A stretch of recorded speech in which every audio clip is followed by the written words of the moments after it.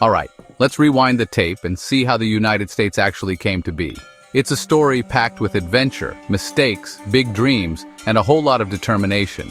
To really understand how the USA was formed, we have to go way back, before there even was a United States or even the idea of one. Picture this, it's the late 1400s.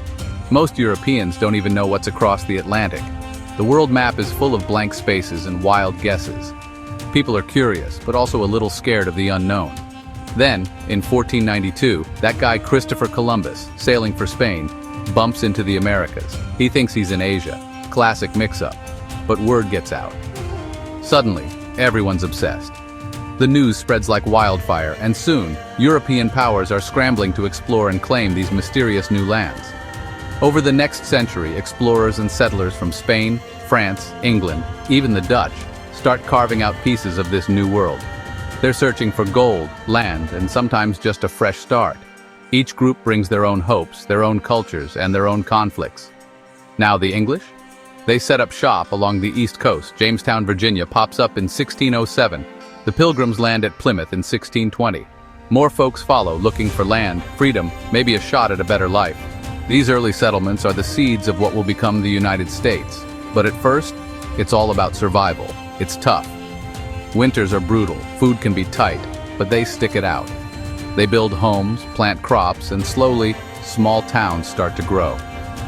Relationships with Native Americans are complicated, sometimes friendly, often tense. Fast forward, and those 13 English colonies are booming. Towns turn into cities, trade is bustling, and people from all over Europe are arriving. The colonies are starting to feel like their own world, with their own rules and ways of life. But let's be real. The British government is running the show, and not everyone's loving it.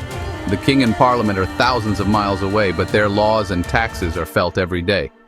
Taxes, rules, do this, don't do that. It starts to grind on people. The colonists are working hard, but they don't get a say in how things are run. Frustration is building. By the 1760s, the colonists are fed up. They want a say in their own lives. They start to organize, to protest, and to dream about something different, maybe even independence. Enter protests, boycotts, even a little tea party in Boston. You know the one.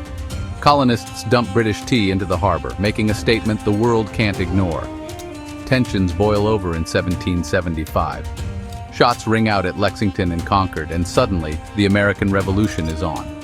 Neighbors become soldiers, and the colonies unite against a common enemy. It's David versus Goliath, scrappy colonists versus the most powerful empire in the world. The odds are long, but the desire for freedom is even stronger. But these rebels? They've got grit. They fight through brutal winters, win key battles. Think George Washington crossing the Delaware. Every victory gives them hope, and every loss just makes them more determined.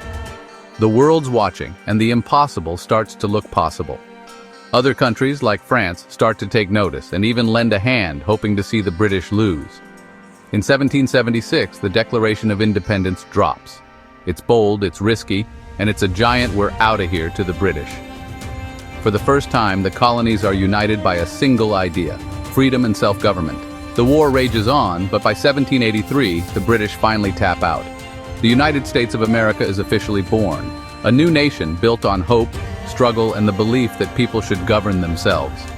So how did the USA get here? Discovery led to settlement, settlement led to rebellion, and rebellion sparked a brand new nation. It's a journey that took centuries, full of twists, turns, and unforgettable moments. Not perfect, not easy, but absolutely extraordinary. The story of America is one of constant change, challenge, and reinvention. And hey, just think about how far it's come since then. From a handful of struggling colonies to a nation that's shaped the world, the story of the USA is still being written every single day.